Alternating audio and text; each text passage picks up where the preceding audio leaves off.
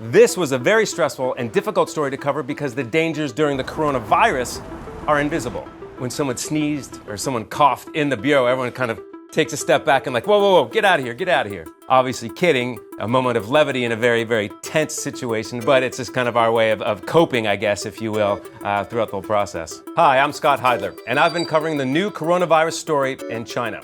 And between us, it's one of the most difficult stories I've covered.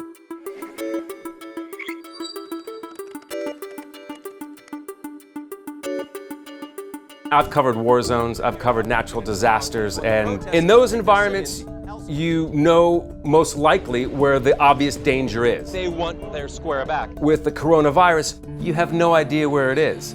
So that kind of stress is always in the back of your head, regardless of what you're doing. You know, we traveled south from Beijing to where the medical supply capital of China is. You know, this is the province that borders Hubei province. It was a decision that obviously we knew it was going to involve risks. You know, as soon as we pushed back to try to get into the areas we wanted to go to, we got immediate and pretty aggressive response. Now, like once we got off, again, temperature check, the people there were in complete hazmat suits.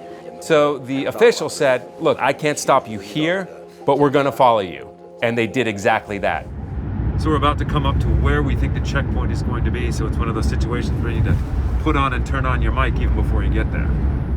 See? The sign says all the cars stop for check. Oh yeah.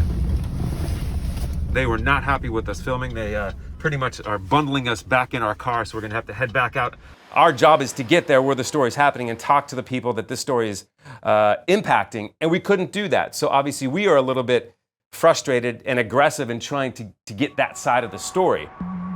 I've been to Beijing multiple times, and it's a teeming city, it's a vibrant city, it's a busy city, but it is absolutely unrecognizable because there's no one there. Going down this street, they would normally have deafening sounds of traffic, of people, of horns, but it was just, you know, dead silent other than your footsteps in the snow. The way China is with enforcement is unique. How quickly they locked Hubei down when the decision was made. People were very frustrated because they just didn't know what was coming next. So you can imagine how frustrating that would be in this situation generally, but having absolutely no idea when it's going to end. और हम इतने दिनों से मतलब room में ही थे, काफी दिनों बाद निकल रहे हैं. 我是为你囚禁的鸟，已经忘了今天是几号。 Through social media and you know other ways, I've heard from so many different people from so many different walks of my life asking if I'm okay. I was going to be coming home at some point, and we were concerned that I could pass it on to my wife and my son without knowing that I had it. And we would talk through some very specific things, some very realistic things about, okay, what happens when I do come home? What happens if I do exhibit symptoms? What I was facing when I got home was a self-quarantine for 14 days.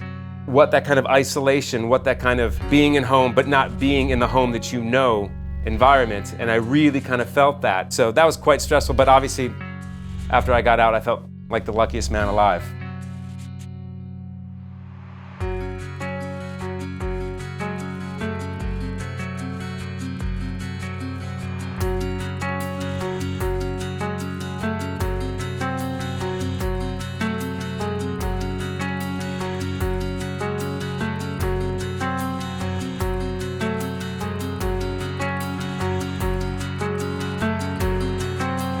This virus is presenting us with an unprecedented threat, but it's also an unprecedented opportunity to come together as one against a common enemy, an enemy against humanity.